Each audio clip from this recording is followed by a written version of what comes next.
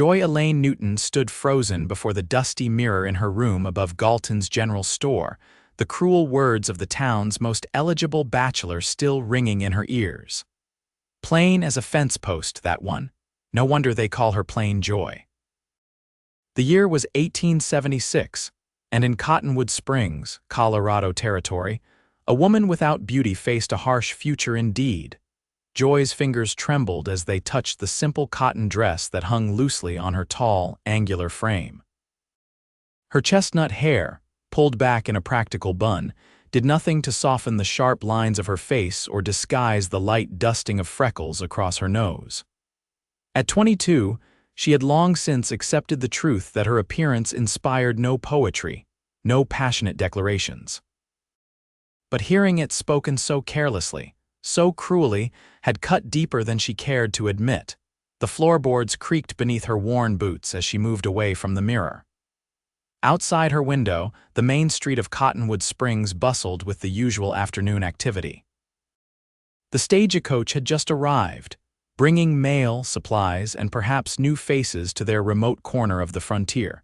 Joy sighed and gathered her ledger books. As the town's only schoolteacher and part-time bookkeeper for several local businesses, she had work to do, regardless of how her heart ached. There was no time for self-pity in a town where survival demanded everyone's contribution. Miss Newton, the stage brought those readers you ordered. Mr. Galton's voice bellowed up the narrow staircase. "Coming, Mr. Galton," Joy called back, squaring her shoulders. She might be plain, but she had her pride, and her purpose.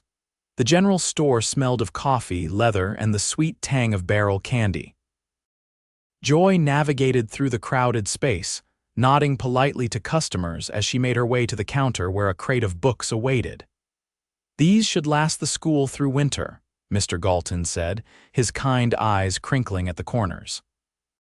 Unlike many in town, the elderly shopkeeper had always treated Joy with respect. "Though I reckon you'll have 'em all reading Shakespeare by October," Joy managed a smile. "I would settle for them mastering their multiplication tables, Mr. Galton." The bell above the door jangled, and the store fell momentarily silent. Joy turned to see a stranger fill the doorway, tall, broad-shouldered, with the unmistakable look of a man who'd spent his life under open skies. His dark blonde hair curled beneath the brim of a dust-covered hat, and his eyes, a startling blue against his sun-bronzed skin, scanned the room with quiet assessment. "Afternoon," he nodded to the room at large, his voice a deep rumble that seemed to vibrate through the floorboards. "Welcome to Cottonwood Springs, stranger," Mr. Galton called. "What can we do for you?" "Name's Brody Carson," the man said, approaching the counter where Joy stood. "Looking for work and a place to stay. Heard the Triple Bar Ranch might be hiring. Old Man Harrington's place." "Sure enough, they lost some hands last month to that silver strike over in Leadville," Mr. Galton confirmed. "They'd be 6 miles north following the creek." Brody Carson nodded, his gaze lingering on Joy, who suddenly became acutely aware of the ink stains on her fingers and the loose strand of hair that had escaped her bun. "Much obliged," he said, then added, "Madam," with a small tip of his hat in Joy's direction. Joy managed a nod in return, unsure why her heart had begun to beat so rapidly. It wasn't as if she hadn't seen handsome men before. Cottonwood Springs had its share of them, none of whom spared her more than a polite greeting. "Miss Newton here is our schoolteacher," Mr. Galton explained proudly. "Smartest person in town, I'd wager." "Is that so?" Brody's eyes held hers for a moment longer than was strictly proper. "My ma was a teacher back in Missouri, toughest job there is, she always said." "Your mother was right," Joy replied, finding her voice at last. "Though I suspect wrangling cattle has its own challenges." The hint of a smile played at the corners of his mouth. "That it does, Miss Newton, that it does." An awkward silence fell between them until Mr. Galton cleared his throat.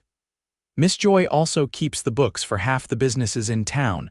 Got a head for numbers like nobody's business." "Numbers don't lie," Joy said simply. "They're honest in a way people rarely are." Something flickered in Brody Carson's eyes, surprise, perhaps, or recognition. Truth in that, he agreed. Then, to Mr. Galton, I'll be needing supplies before I head out to the Triple Bar, got a list here.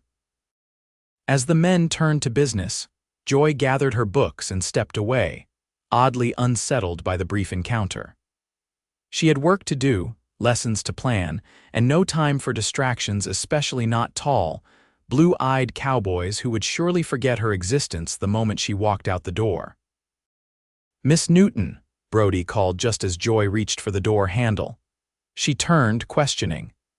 "Maybe you could point me toward decent lodgings if I get hired on at the ranch, somewhere in town for my days off, Mrs. Wilson's boarding house," she answered automatically. 3 doors down, white picket fence. Best apple pie west of the Mississippi, or so she claims. He tipped his hat again, that almost smile returning. Much obliged. Outside in the late afternoon sun, Joy wondered why her cheeks felt warm and why she suddenly wished she'd worn her blue dress today instead of the faded brown one. Such vanity was pointless, she reminded herself sternly. Men like Brody Carson didn't look twice at women like her. The schoolhouse sat at the edge of town, a simple white clapboard building with a small bell tower. Inside, Joy lost herself in the familiar comfort of organization, arranging books, planning lessons, writing exercises on the slate board for tomorrow's classes. She didn't think about blue eyes or broad shoulders. She didn't wonder if the Triple Bar would hire a drifter. She didn't imagine seeing him again on a Sunday after church or passing him on the street during his visits to town. At least, that's what she told herself. The following weeks brought changes to Cottonwood Springs. 3 new families arrived by wagon train, adding 7 children to Joy's already full classroom. The Mercantile received a shipment of the latest fashions from back east, causing a stir among the town's more prosperous ladies. And word spread that the Triple Bar had indeed hired that new hand, the tall one with the Missouri accent. Joy heard the gossip but paid it little mind.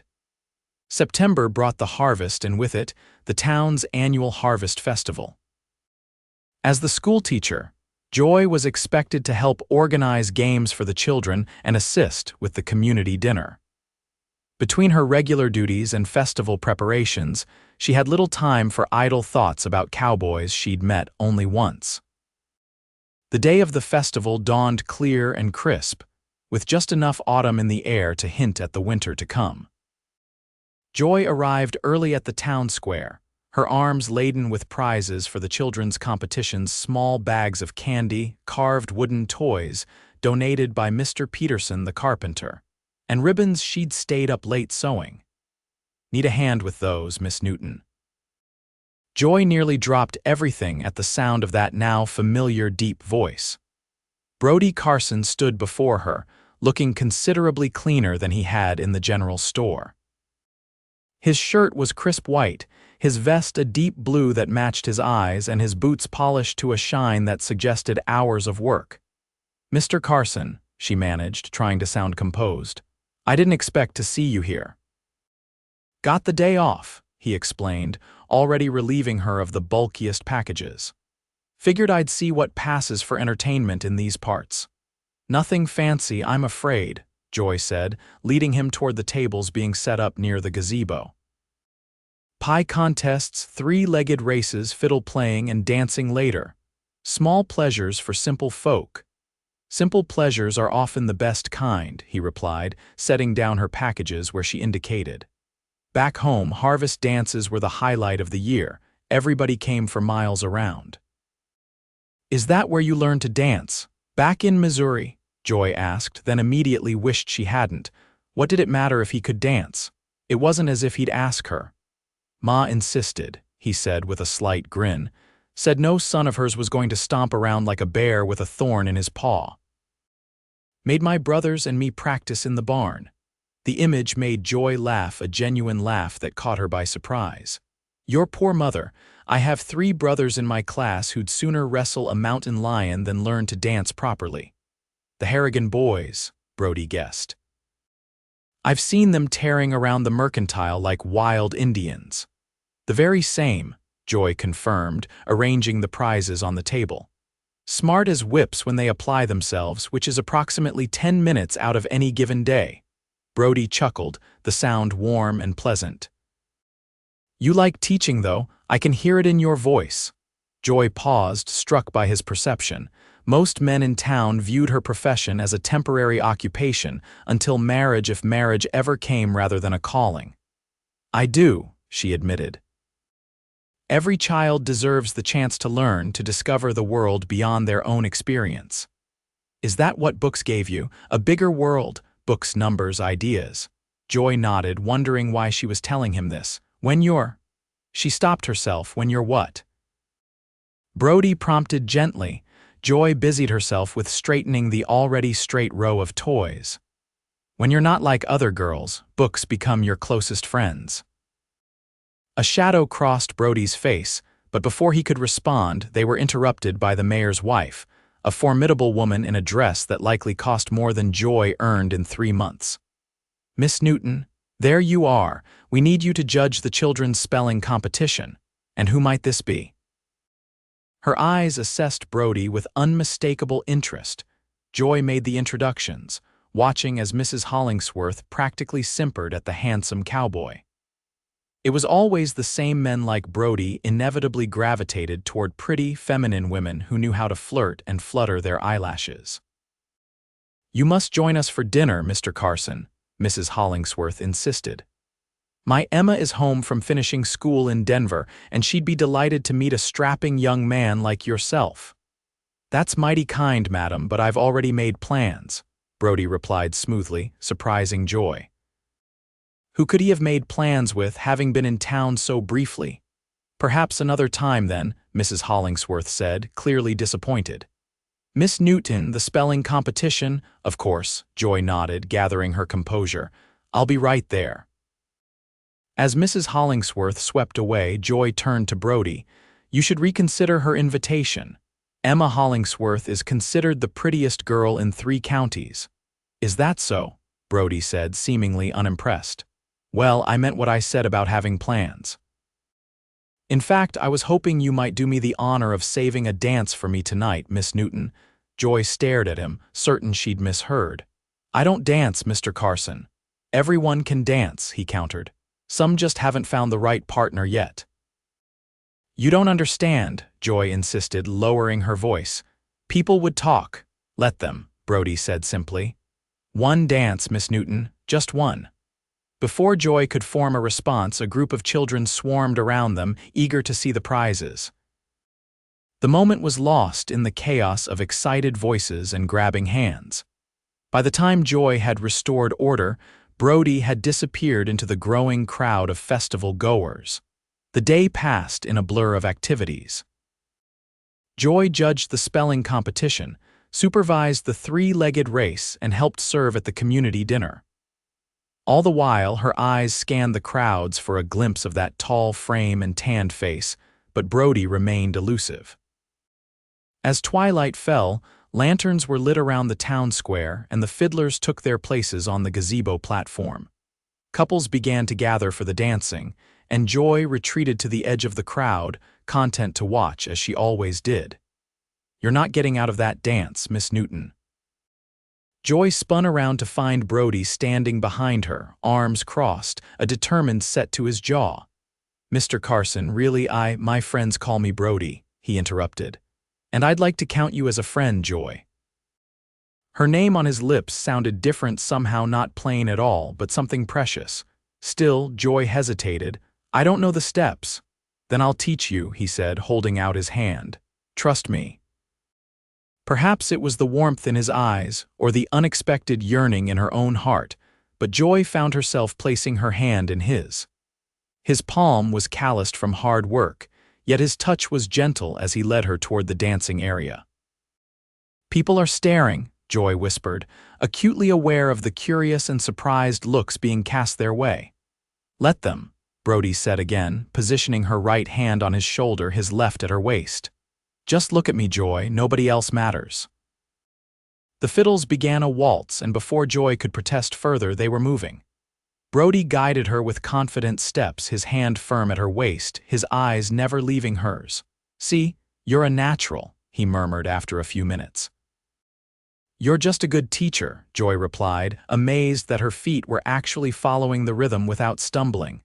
Takes one to know one, he smiled. Then, more seriously, why don't you think you're pretty, Joy? The question was so unexpected, so direct that Joy nearly missed a step. That's not. I'm being realistic, Mr. Carson. Brody, he corrected gently. And I think your version of reality might need adjusting. Joy shook her head. I've been plain, Joy, my entire life. It's simply a fact. Who decided that?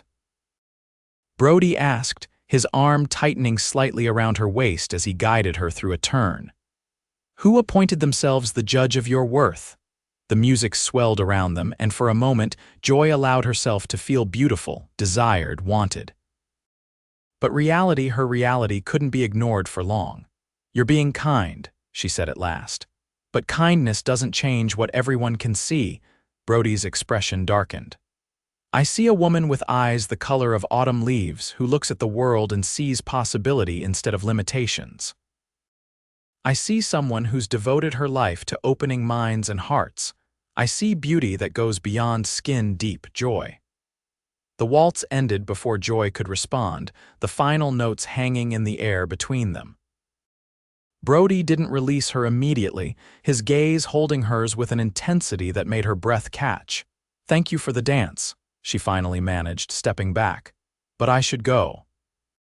I have school preparations tomorrow and tomorrow's Sunday, Brody pointed out, the hint of a smile playing at his lips.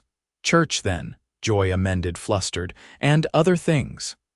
Would those other things include having dinner with me? Brody asked. Mrs. Wilson makes a fine Sunday roast, or so I'm told. Joy stared at him, unable to comprehend why this man, this handsome, kind man who could have his pick of any woman in town, would want to spend time with her. Why? She asked simply. Understanding filled his eyes.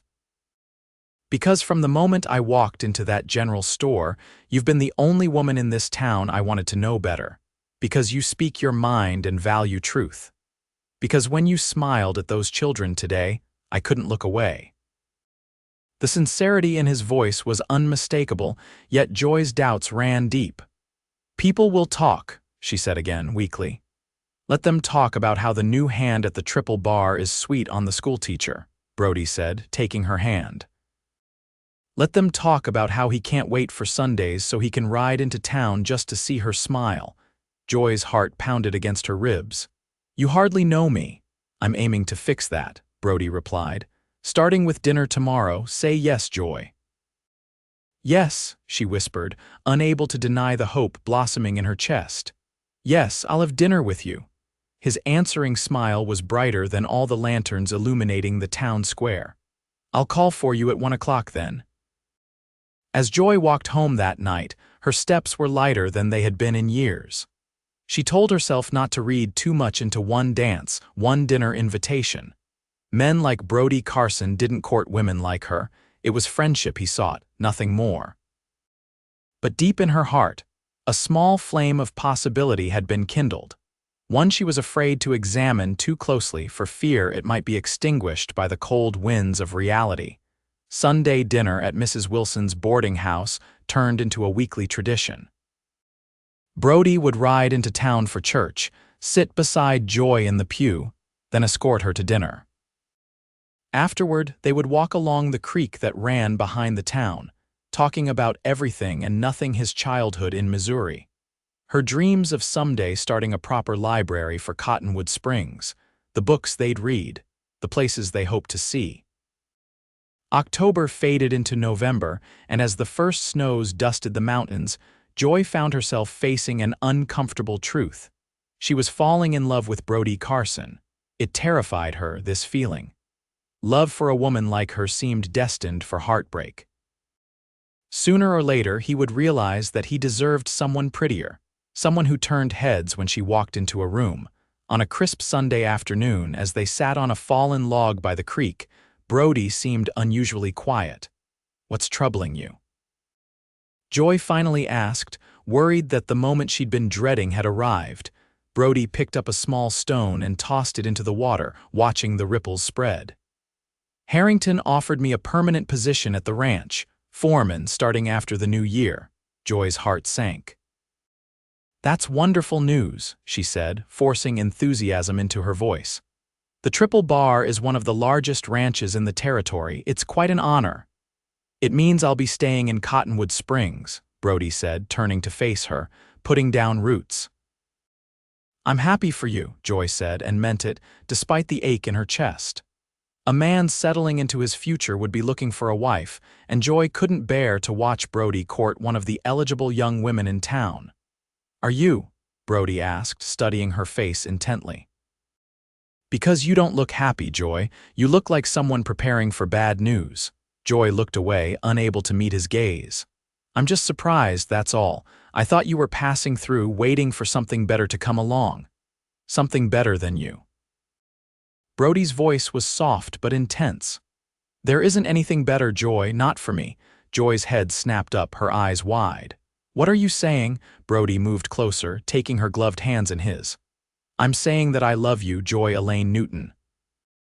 I've been falling in love with you since the moment you stood in that general store talking about the honesty of numbers. Joy shook her head, disbelief warring with desperate hope. You can't love me. If you say plain one more time, I swear I'll. Brody's frustration was evident, but his touch remained gentle. Who put that word in your head, Joy? Who made you believe it? Joy swallowed hard, memories surfacing of childhood taunts, of overheard conversations, of the painful comparison to her prettier, more delicate cousins. Everyone, she whispered. My whole life. Then everyone is blind, Brody declared firmly. Because I see you, Joy. I see the way your eyes light up when you're talking about your students' progress. I see how you bite your lower lip when you're thinking hard about something.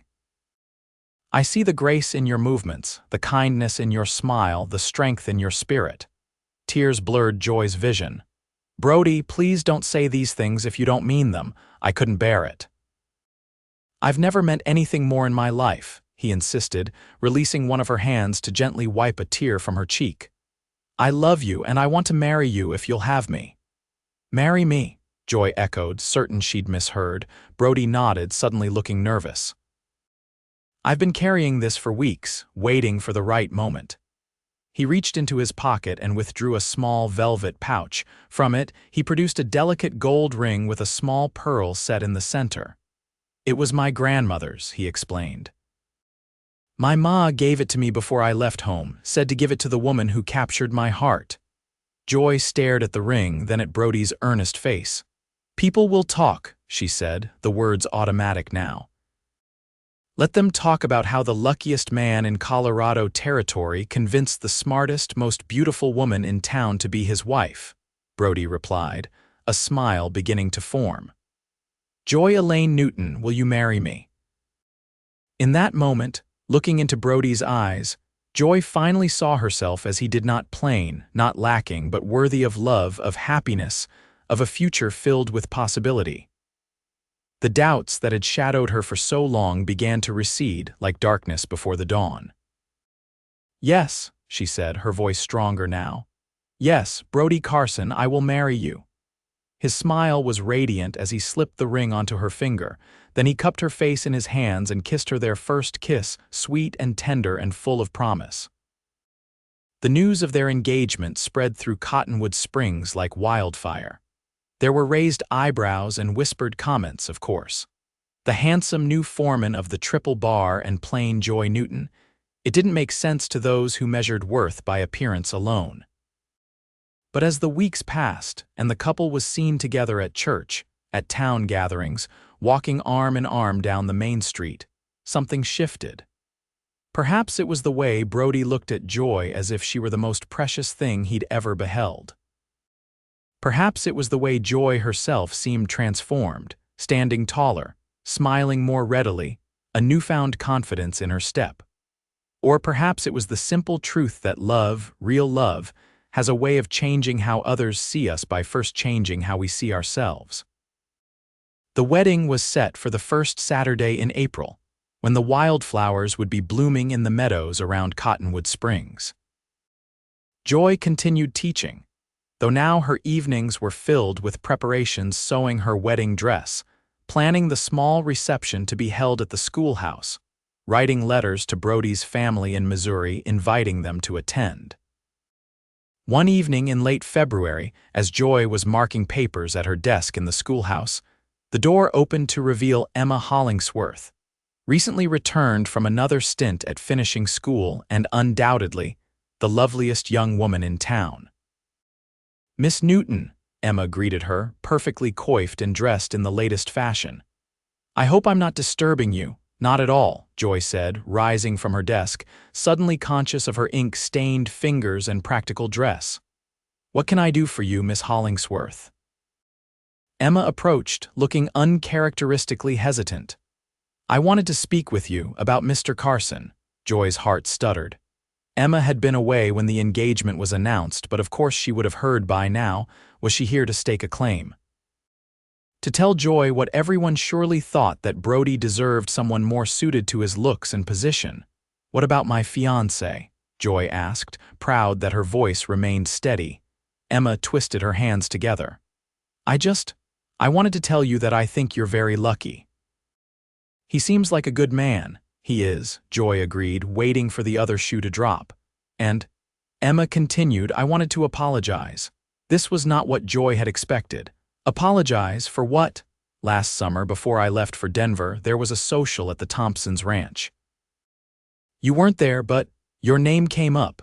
Some of the young men were talking, and I laughed when they called you plain Joy. I didn't stop them. I should have."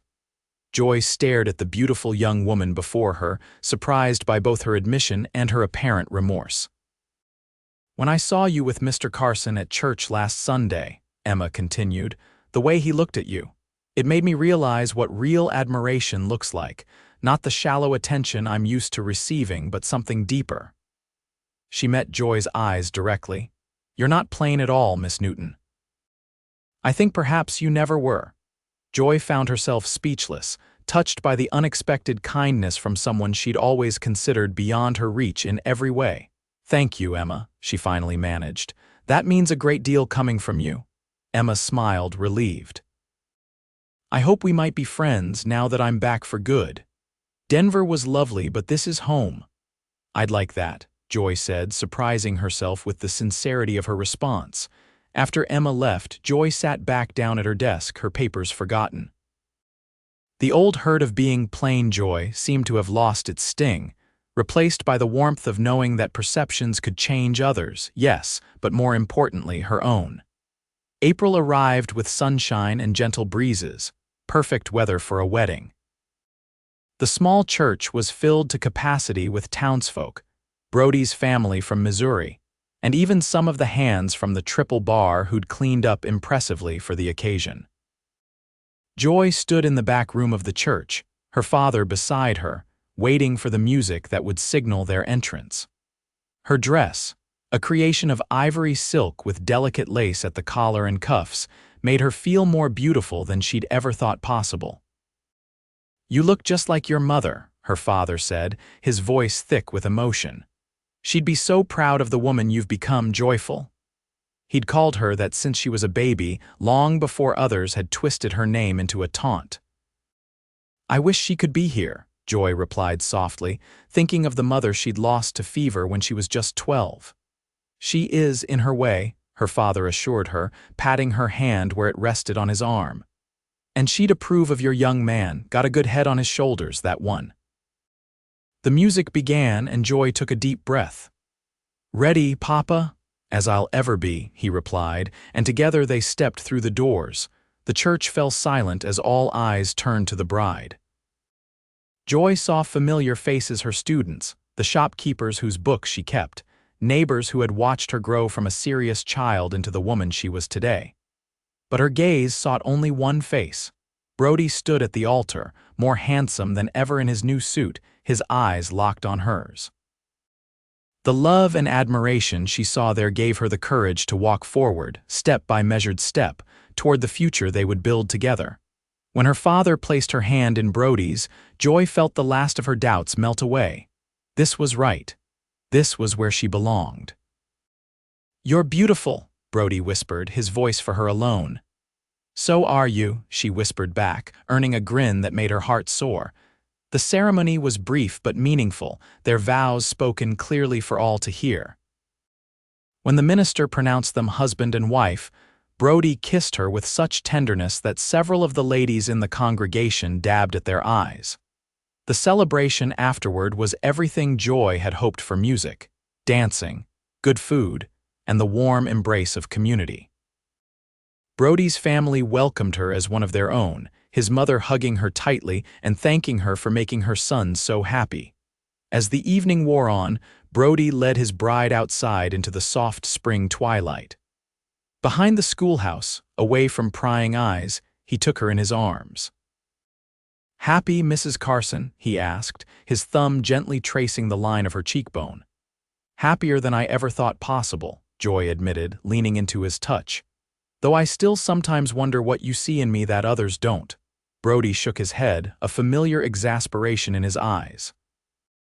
"When will you believe me? You're not just beautiful to me, Joy, you're my forever joy." The words washed over her like a blessing, healing old wounds, affirming new truths. She was joy, not plain joy. She was loved, not tolerated. She was seen, truly seen, by the man who held her heart. "Say it again," she whispered. Needing to hear the words one more time, Brody smiled, understanding her need. "You're my forever joy, Joy Carson," he said, his voice a promise. "And nothing will ever change that." As he sealed that promise with a kiss, Joy knew that she had found not just love, but home. Not in Cottonwood Springs or at the Triple Bar, but in Brody's arms, in his unwavering faith in her worth, in the life they would create together. The girl who had been called too plain for Joy had become a woman who embodied it in name and in truth forever.